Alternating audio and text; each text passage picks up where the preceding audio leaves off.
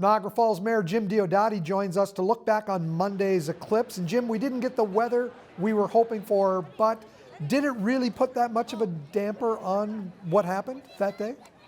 No, I mean, everybody left very satisfied.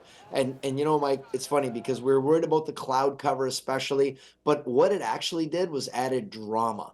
Everybody was on this solar eclipse emotional roller coaster where in the morning I rode my bike down there first thing and the sun was coming across the falls. It was spectacular. And then the mist and it was cold. We were waiting for it to clear and it did kind of, then it would, and then it would lighten up, then it would get dark. And right on cue with great drama, it started to peak out and the crowd roared, they cheered, they responded. You could hear them cheering on the US side of the border. Like it was something cool. We all communed with nature and with each other. Once in a lifetime opportunity. We were not let down. I said, I'm thrilled. I'm so happy. And I could say I experienced it. It's funny, we were able to step out of the studio at Totality and stand in the parking lot and look at the corona. And there were some neighbors whose backyards back onto our parking lot. And it was so nice to hear those families together cheering when the clouds parted. It was incredible. It really was an amazing experience. I think we realize how small we are in this great big universe. And the fact that little old Niagara Falls got to host the world and all the world was watching us more than anywhere else. I had friends in Toronto say, I didn't even know it happened in Montreal because Niagara Falls was front and center around the world. And it was so neat. And I think the reason being, we're hosting, this is all Mother Nature. This isn't man-made. It's one of the great natural wonders of the world with one of the great celestial events of the universe and Mother Nature adding drama. I think it all just came together, and what a memorable event. In fact, we had one special guest who I ended up spending some time with afterwards, who was here to take it all in, James Cameron. James Cameron was in Niagara Falls, down by the falls.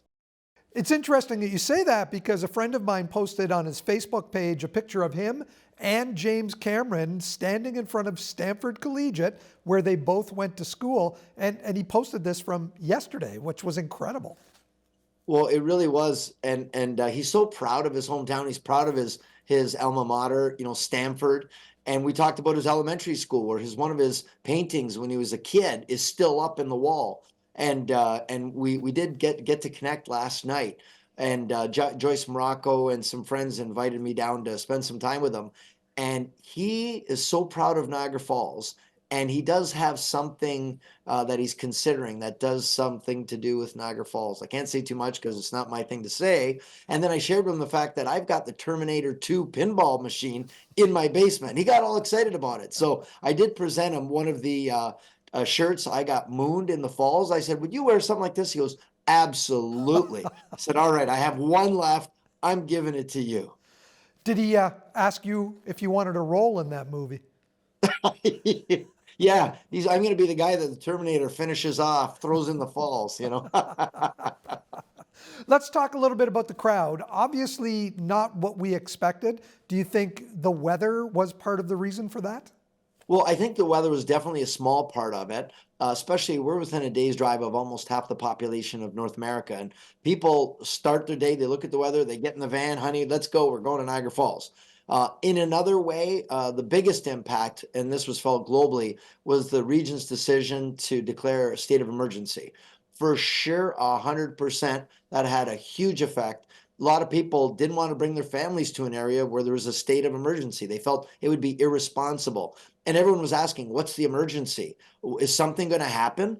Do you have intel that you're not sharing? It really put a damper on things for sure. And globally, I can tell you all the major media of the world thought it was a very bad idea.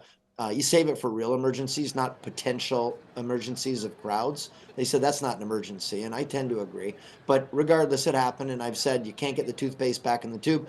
I do appreciate out of an abundance of caution, we were over-prepared, and I certainly would rather be over-prepared than under-prepared, but it definitely didn't help attendance. But those that did come, they loved it. I got the official numbers yesterday from the police and the Parks Police. It was still over 200,000 people. It was still a great crowd. It wasn't the million that was originally being proposed, but regardless, those that came had a great experience. And no problems were evident as far as we could tell from our vantage point at Table Rock.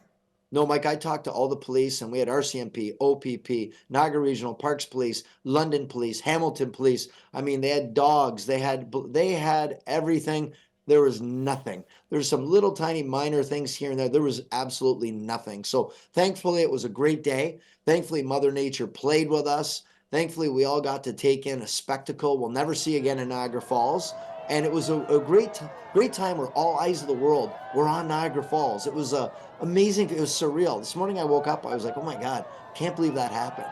Did a sizable crowd stay behind to watch the concert?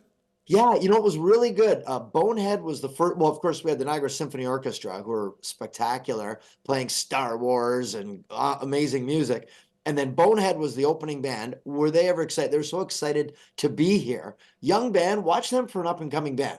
I'll tell you, a lot of bands played here that made it big, like Alanis Morissette, before her Jagged Little Pill album. Also, Shawn Mendes, before he made it big. They were kind of stepping stones here in Niagara Falls. I think watch for Bonehead. They were all great. And of course, Glorious Sons did get a good crowd. I mean, by the end, it was getting chilly and people had been there earlier in the morning. So it was a long day and it is a work day today. So we had things going against us. But I got to tell you, the organizers, Niagara Falls Tourism, Niagara Parks Commission, all of our emergency personnel, everybody works so well together. I'm so proud of the way the city hosted this event. What about congestion leaving the area yesterday? Well, that was definitely a problem, which we're not surprised because everybody had the same idea, despite our best efforts to get them to gradually leave. Same thing. It's kind of like my dad. When my dad goes to a ball game, seventh inning, he's like, all right, let's get to the car, because he wants to beat the rush. I go, but Dad, I know the one day we're leaving the stadium and it was like a grand slam, another grand slam. We're like, Dad, we missed the best parts. But the GO train was integral in this event. Toronto Star even posted a video. Thousands of people on each train, and so many of them walked along our trail. We've got a trail here right behind City Hall to the tourism core. It was packed. It was so great to see so many people walking and doing exactly what we said. You could take a bus or you could walk. So many thousands chose to walk. It was a really cool experience. I'm telling you, everybody left with a great feeling. And we had people here from all over the world. And I haven't seen so many US plates in Niagara Falls in a long, long time. I saw them at our grocery stores, our department stores, buying things. It was really great to see. Last question for you, Jim. How do you top this one? Oh my God. I thought we're not going to top Wallenda. I thought we've had some of the best New Year's Eve shows in the country.